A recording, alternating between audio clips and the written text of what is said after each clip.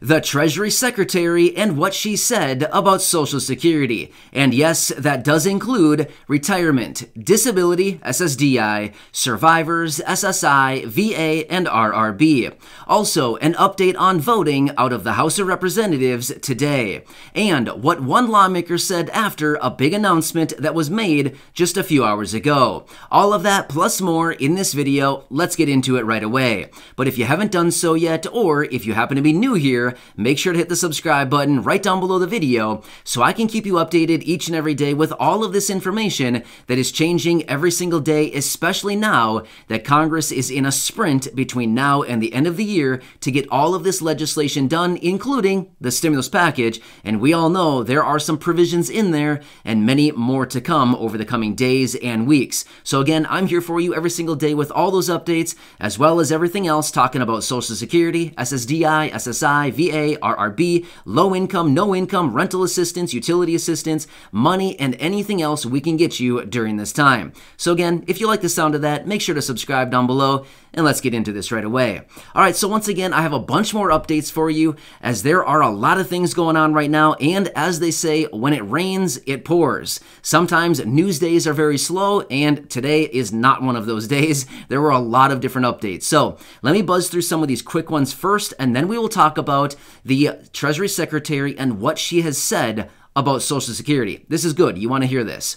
All right, so quickly, let's talk about the voting that was supposed to be happening in the House of Representatives today on a CR, otherwise known as Continuing Resolution, to make sure that the government stays open and that we don't go into a government shutdown in about 48 hours from right now.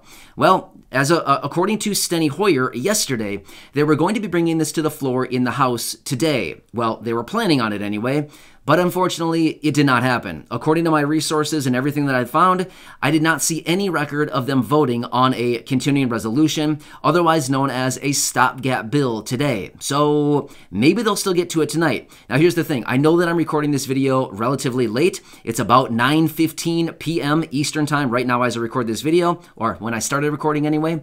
But they do have a history of voting very late into the evenings. Sometimes at 10 p.m., 11 p.m., midnight. They hold some very late votes sometimes. So maybe it'll still come late this evening. Otherwise, I would anticipate probably tomorrow, possibly. Who knows? But either way, it has to get done here within the next 48 hours or so. Otherwise, we're going to be looking at a potential government shutdown. But again, they've already told us, according to the leaders, that it's not going to be happening. So again, we'll see what happens over the next 48 hours here, but I will keep you posted on that as we get further information. Here's what else is interesting.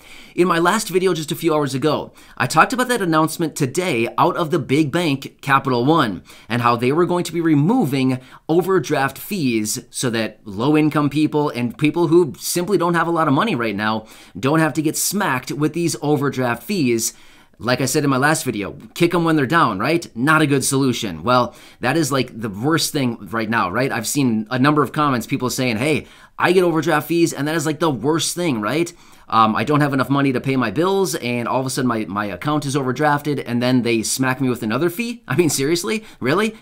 You know what I mean? So anyway, shortly after that announcement came out by Capital One, Elizabeth Warren, who happens to be one of the senators and who is one of the Democratic senators, she actually took out on Twitter and encouraged other big banks to do the same thing. Other big banks, including like Chase Bank and all the other big ones that we all know about, basically urging them to do the exact same thing, which is follow in the footsteps of Capital One and remove overdraft fees. What's kind of funny about that is in my last video, I said that pretty much. I said, hey, I would not be shocked one bit to see big banks follow in the steps of Capital One and do essentially the exact same thing. Well, since that last video until now, I came across that tweet from Elizabeth Warren. So I don't know, kind of interesting, but we'll have to see what it comes here over the next couple of days here, but I would not be surprised one bit if we see this coming across more bigger banks. So that'd be really good, especially for low income, fixed income individuals right now.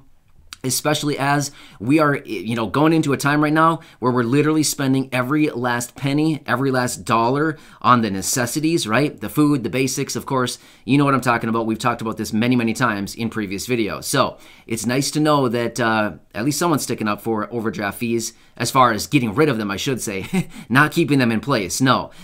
So anyway, Interesting, right? So anyway, let's get into it and talk about what the Treasury Secretary has said about Social Security. Now, I want to share this with you.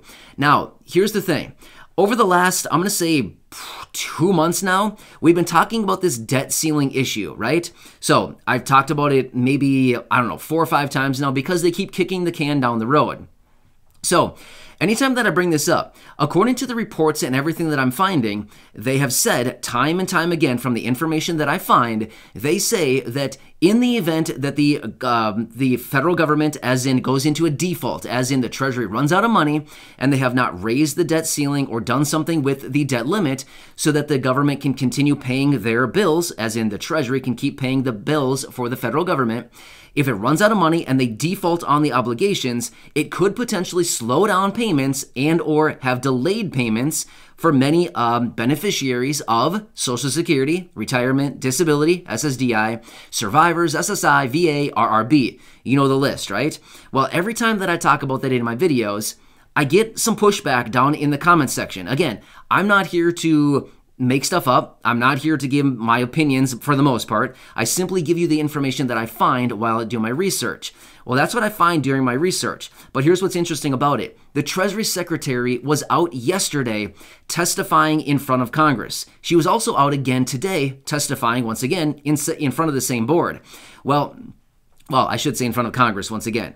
Her and the chairman of the Federal Reserve, both of them were out testifying yesterday and today in front of lawmakers. Well, in her testimony, she did say exactly what I'm telling you right here. In fact, I have a clip of her talking about it. It's only about 2 minutes long, and I want to share that with you so that you can see exactly the words out of the Treasury Secretary's mouth saying exactly what I've been talking about for a couple months now, which is in the event the federal government goes into a default, as in they don't have any money anymore because they didn't raise the debt ceiling or suspend the debt ceiling, whatever, it's kind of interchangeable. Whatever they do with that, if it does not happen, we could potentially be seeing some delayed payments for many millions of people, like 75 million people, 80 million people, a lot of people, right? A huge percentage of our population right here in the United States. So I want to bring you that clip and share it with you. And I alluded to this in my last video and said, hey, watch that because I'm going to have a clip there, the words out of Janet Yellen's mouth. And with that being said, I want to bring that clip in right here, right now. I'm not going to come back after the clip just because there's no really reason to. This is all the information I have for you right now, but I'd encourage you to stick around for the next 2 minutes, watch this clip. It's Janet Yellen speaking yesterday, and it's her testifying, and she talks specifically about the debt ceiling and the impact to Social Security. So listen for it, okay? So with that being said, I'm going to sign off here, and then I'll bring that clip in of Janet Yellen speaking. Make sure to subscribe down below. There's a lot going on right now with the stimulus package and everything else that's going on right now. Congress is down, like I said earlier. They are basically on a sprint between now and the end of the year. They've got a lot on their plate, a lot of legislation that needs to get done, and a lot of it's going to impact a lot of people, like millions upon millions of people, especially low income and anybody pertaining to this stimulus package, which is mostly focused around low income, right? So anyway, I'll keep you posted. Subscribe down below. Down below. Enough out of me. I'm going to take off, and I'm going to bring Janet Yellen in with that little announcement. So have a great day. I'll catch you later, and here's Janet. As consequential as November was, December promises to be more so. There are 2 decisions facing Congress that could send our economy in very different directions. The first is the debt limit. I cannot overstate how critical it is that Congress address this issue.